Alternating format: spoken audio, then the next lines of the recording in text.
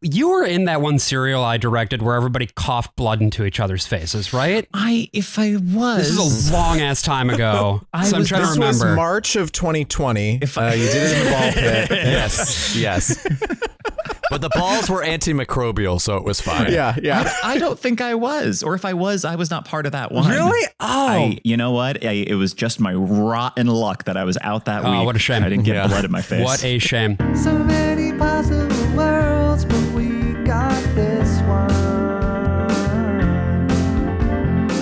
So many possible worlds, but we got this one.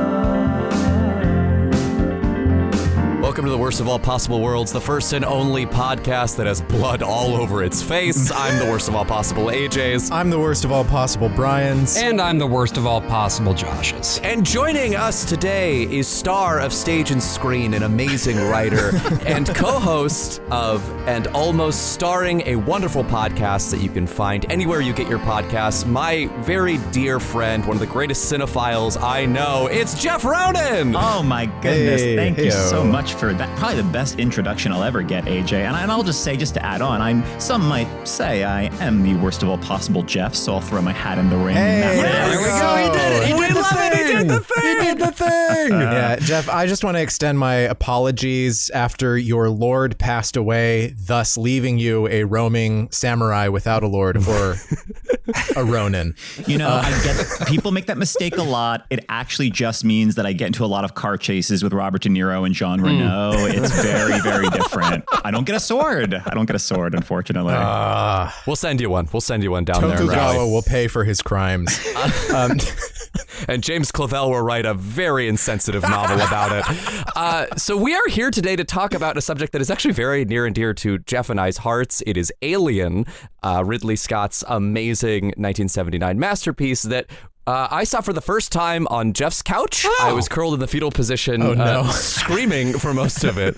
But it is because of Jeff that if I have watched a good movie, it's most likely because Jeff has made me watch it. And I'm so glad that he made me watch this one so that I could watch it this time with the sound off at very particular points.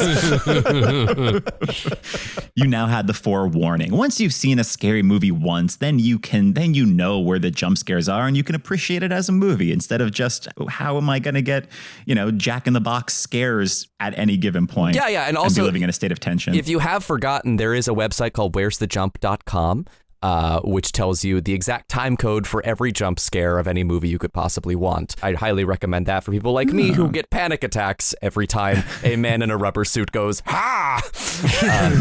Which happens a surprising amount in this movie, I'll say. There's a lot of jumps in this one. I haven't prepped you yet, AJ, for the part where a rubber man is going to come in from the side of my screen and go, rah, during this recording. It's going to be really something. He's just going to give you a big hug, because that's kind of what the alien looks like every time it jump scares someone. It's just like hug time, and then He's definitely a where's my hug guy.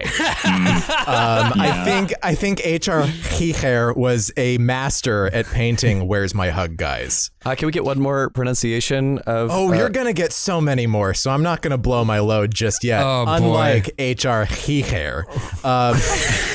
Do you think H.R. Giger based the alien off of, he saw in the future and based him off John Lasseter? He just knew he was going to be a Where's My Hug guy?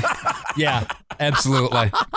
But yes, this is Ridley Scott's Alien. It is the 1979 classic motion picture starring Sigourney Weaver in what was really her breakout role. Fantastic film. This is one of my favorites, honestly, as well. I remember watching Alien on my own, I think as a teenager. Just knowing, I always really liked the aesthetic of it, which has a lot to do with the aforementioned H.R. Giger. Our microphone's going to be drenched. Why is my Dutch pronunciation better than yours, Josh? I don't know, Brian. Do you want me to sing Dutch hymns for you instead that I learned in Dutch church growing up? Yes, actually. Please. Er is God in the hoga, in the hoga, in the hoga. Okay, I'm sending that clip to Nate Bethea, no context. Because that'd be a great underscoring to a horror Release the Borman cut. Absolutely. So, so that's my background with it, honestly. I just liked the aesthetic. What about you, Brian? I saw this in middle school. We had these little, elective classes that we did for like a third of a semester. And so one was like a film appreciation class. And so my English teacher did that and we watched a few cool movies. I remember we watched Signs. Oh, yeah. And another one that we watched, the one that stuck with me a lot more, was Alien on, just a little VHS That's pretty tape. intense for fucking like 7th or 8th grade or whatever. Yeah, he really respected us. I guess. I really one of my favorite teachers, truly. Yeah, and so that was my first time seeing it, but like it really is a different experience seeing something on videotape than it is like seeing it in a nice high definition remastering or actually seeing it in a movie with surround sound or something. Yeah, in a movie theater. Unfortunately wasn't able to make it out. They were doing a showing of this movie on the big screen at the fucking IFC in the Village, but I was out of town. Jeff, at what tender age did you see Alien for the first time? I saw it for the first time in high school, but I think I saw it, not the whole movie, but good chunks of the sequel first. I think that was on TV, and I was seeing...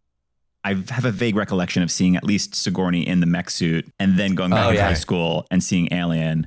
So I did a bit of a reverse watch. So what prompted you to show this film to AJ and send him out of his mind? Well, I'd seen it, those first two especially, I've seen several times, possibly many times since then. And they're just classics. They're both, I also made AJ watch the sequel. I also made him watch Aliens. We went back to back. Yeah. Yeah. What was the impetus for this film's creation? And how did it come together? I feel like, Jeff, you probably know a little bit about this, right? We covered Alien on And Almost Starring, which for those who don't know, the basic gist is we take a film and then look at all the actors who were considered or who auditioned and whether that would have made the movie better or much, much worse.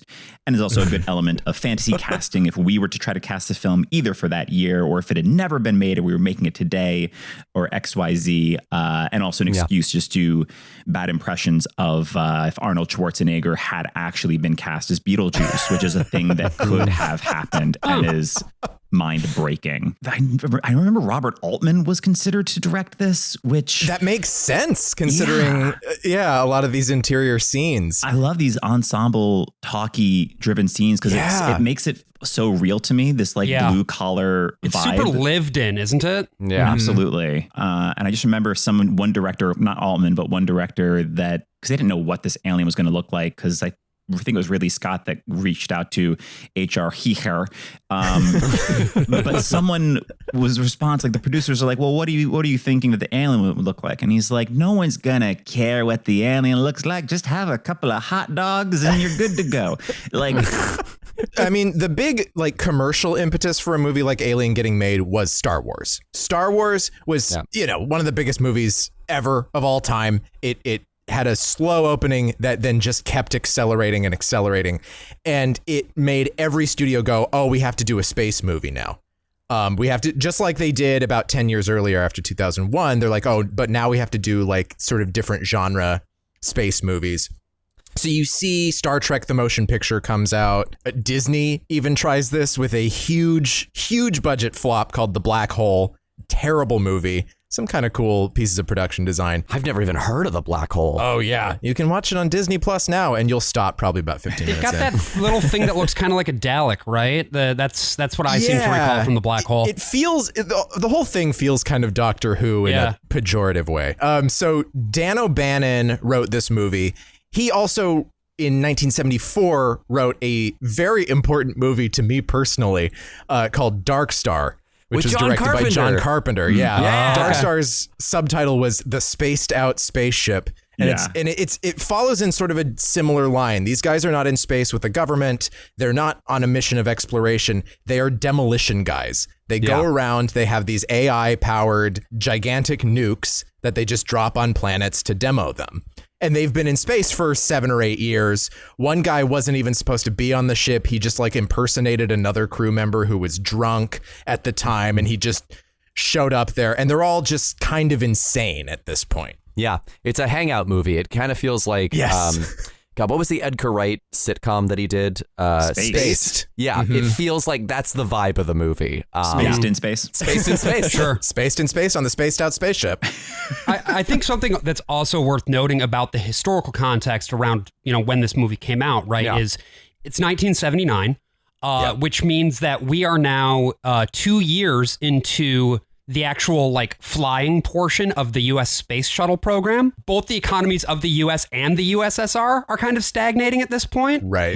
But capitalism is winning at this point as well. And so that provides an interesting background to sort of the narratives of greed and so forth that make their way into this film. I feel like the big key to the success of Alien is that it understood what made Star Wars special, and it figured out how to make that approach in its own way. Yeah. Right? Where Star Wars is a fantasy adventure movie in space, Alien is like, okay, well, let's make a horror movie in space, and a good one this time. I'd argue that it took even more than Star Wars, that its DNA is in Texas Chainsaw Massacre, is in like the horror films from the earlier and mid 70s, and of the slow pace of how it takes. I mean, it's almost perfectly at the midpoint is the chestburster scene, and of how it's so rare to see a film take its time in that way and trust its audience is going to sit there and be patient and enjoy that the opening of like how long you're seeing camera panning of the ship, of just the credit sequence, just the camera making its way through those amazingly designed hallways. And it takes forever for this crew to wake up. It is my firm opinion personally that you can often tell a great movie just by its opening titles. Like certainly there are some less than amazing movies that have great opening titles, but boy howdy, if they nail the ambiance at the very top, you're at least going to be along for the ride. And the way that like you've got the music. Jerry Goldsmith, he did the music for Star Trek. He was a big TV composer. Who then, because did he do of Star Trek the motion picture as well? He did Star Trek the motion picture, and that kind of crossed him over into movies. Yeah. Cool. He also did Planet of the Apes a little bit before Star Trek, but he was the sci-fi music guy. Yeah. Aside from John Williams. Well, we see the ship out from the outside. We see the Nostromo from the outside, and it just looks like a city. Like it's just a giant floating city in space. It's moving slowly towards the camera, and we get some information that there's 7 people on board. It's got a shit ton of minerals that it's taking back to Earth, and it almost looks like it's like a movie's promise to you. It's like there's 7 people, and we're gonna kill them all. Yeah. That tracking shot of the underside too is definitely inspired by Star Wars. Like that is 100%. Pretty much the shot of the Star Destroyer at the very beginning Star Wars, and also, the first film. I mean, you can see a little bit of, because of how long it is, 2001: A Space Odyssey, and also Silent Running. And Silent Running is another movie that just sort of wanders around the ship for a while before you actually meet Bruce Dern and everybody else. Yeah, and it's incredibly smart, I think, because it teaches you the geography of the ship, so that later when people are running around, you never get lost as to where they are in relation to other things, unless, you know, all the sirens are going off and there's like a strobe light that's completely that it looks like Sigourney Weaver is like about to have a seizure. She has to like constantly look away from it. It's very, very, very effective. The number one thing that I take away, at least for this time viewing it, was the set deck. I love these drinky birds. I love the coffee cups that they have that I think my parents owned growing up. That I love analog sci-fi that we just don't. Now we just are like, no, we can see and we know what the future's gonna be. And even if they thought they knew what the future was gonna be in 1979, it still is like, yeah, drinky birds will still be here in a few decades. We'll have that littered around. But it's so wonderfully dirty. It's why, even though I'm not a huge fan of either franchise, I've always preferred Star Wars to Star Trek, because I'm more interested in dystopia than utopia in pop culture. And I think that this ship, it's so dingy and dirty, and it's so wonderfully lived in. Helen Mirren talked about the first thing she does when she gets a costume for a movie is she like musses it up and just like throws it in the corner of the room, because everything. Designers love her. Yeah, I was gonna say. They were like, "You're the queen. What are you doing?" But just to make it not, everything doesn't look like it just came right off the rack. Everything doesn't look like it just was built for this movie, and it feels like this whole set looks like it's been around for decades. This looks like an old ship. You see these guys, like the outfits on this crew and the way their ship looks, and you're like, yeah, this is not a new team. This is certainly not a new ship. The way that you are not just experiencing the music, but also all of the ambiance. Like there's clicking, there's whirring, there's humming. You know, this ship feels extremely alive. And then when we get to those cryostasis pods, we hear breathing, and the breathing is sort of this organic thing that is mixed in with these weird synthetic sounds, and it just creates this really already kind of uncanny sense of dread, because you have this feeling of like these are people who are in a cold machine, and already the promise has been made in some way, like you were saying, AJ, that they are not going to survive this machine. And it's so creepy the way the door opens for the camera. It almost feels like we're ghosts, like we're the ghosts haunting this place, and that it is actually a POV shot, which we get a little bit later in the film, but it sets up this incredibly eerie atmosphere. And then we just get to hang with what must be the smelliest people in the universe. Yeah, imagine those things opening up. It's like taking off a cast, but off of a whole human body. Yeah, it's cool. Oh, no. We meet the crew, they're having some lunch. The topic of the day is bonuses, because shit really sucks on this ship, and they sure hope they get the shares that they were promised, because clearly this entire expedition has been a fucking boring nightmare. This movie does a great piece of, I wouldn't say it's misdirection, because you know what the movie is going to be going into it. You know what it's marketed Alien. As. But this movie starts with these characters. They have a specific goal, and they're like, okay, we're waking up, we're going to be going to Earth. And then it diverts that completely. But there's always that thought in your head, oh, wait, but there's this other thing that they were going to do. And they're just never, ever going to be able to do it. No. I mean, I was sitting there going, oh, they're going to unionize this ore refinery. Okay. Let's freaking go. There's going to be a lot of tense business calls with Weyland-Yutani. Yeah. The most dramatic part of the film will be when they decide who they want to be their collective bargaining representative. Can you imagine going on strike against Weyland? Just how immediately you would die. But so it turns out they were woken up from cryosleep a little bit early because of a distress signal. I want to pose a conspiracy theory. Do you think all these rumblings of the unionizing and, Brett and Parker of trying to get these bonuses, is this why the company is like, yeah, we're just going to tank this crew? We don't like these little rumblings we're hearing. We got to send a message to the rest of our staff. Do you think that they're just constantly under surveillance? Well, I was just thinking they are definitely under surveillance, but I was wondering if are they constantly getting distress signals? Like, there's just so many of them out in space. They're like, yeah, we'll ignore it. Oh, something bad is happening here. Let's just redirect that computer. Yeah. Well, they really want that alien, which they never name in this movie. Is that right? Xenomorphs is what we get in Aliens, I believe. Yeah, I don't think we even get Weyland-Yutani in this first one. I think it's just the company. I believe you're right. Yeah, I think the only thing that has a name is Mother. Yes, and Mother is the name of the computer. Mother is also really the one who controls the entire operation. It's a lot like the computer in Star Trek or whatever else. It's like the nice lady computer. And at the beginning, Mother doesn't have a voice or anything like that. It just seems like a computer, like in a real life situation, a computer that does not have like reasoning skills and does not make decisions other than the simple programming of a distress signal has been sent out. It has to respond to that. Yeah. I mean, we even see Dallas, Tom Skerritt, the captain, go into the computer room and try to access it. And it looks like all he's doing is just typing in questions, and the computer is showing him answers on a screen that is way too small relative to the size of the room, which I think is a really interesting production design choice. Across the room from it. Yeah. It's actually super unsettling in a way that it's this gigantic room filled with lights and it's a teeny tiny screen in the middle. There is some sort of a beacon. The beacon is emanating from a nearby planet. And we also learned that their contract requires that they go out and investigate this thing. And there's a major question here of have we ever made first contact? Has there ever been any contact between, and I haven't actually seen any of the other movies in the franchise, and I don't really intend to. I just like this movie so much as a standalone thing. But there is this open question. They get the signal. They don't know if it's human, but there's not necessarily any evidence that they've ever interacted with sentient alien beings before. Brian, you got to see Aliens. I don't want to. But it's so good.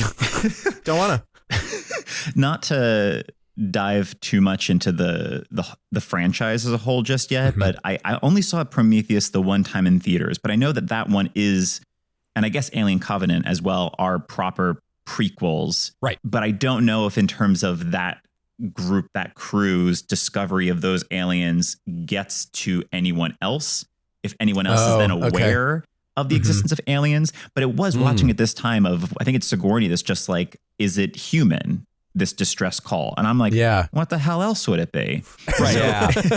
Unless it's robotic. Like, I don't know. I mean, I don't know if they're aware of androids, that they exist, but just aren't aware that there's one on the ship. I don't know if they're aware alert for Alien, by the way. Yes, if you were watching the movie along with us as we talk about it, sorry. They're pausing it every couple minutes. Every time it's like, okay, we got the next plot description. I can go back to watching.